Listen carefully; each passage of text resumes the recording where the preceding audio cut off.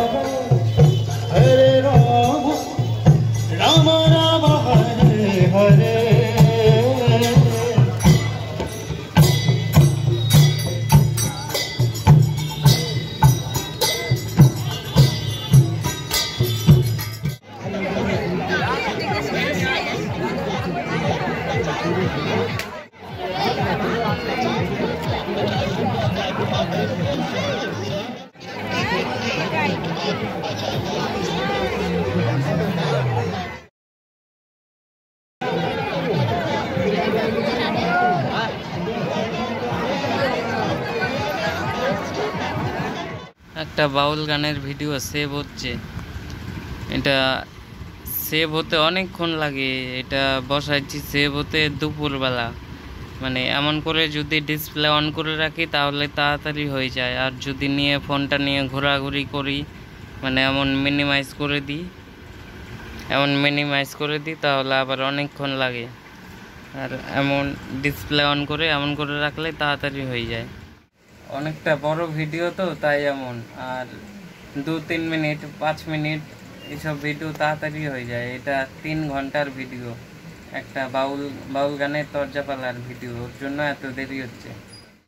তোমরা কেউ যদি ইনশটে ভিডিও এডিটিং শিখতে চাও তাহলে কমেন্ট করে জানাও, তাদের জন্য একটা নতুন ভিডিও আপলোড করব। ওই ভিডিও দেখে ইনশটে ভিডিও এডিটিং শিখে যাও। আমি যা যা অ্যাপ দিয়ে ভিডিও বা থাম্বনেল এডিট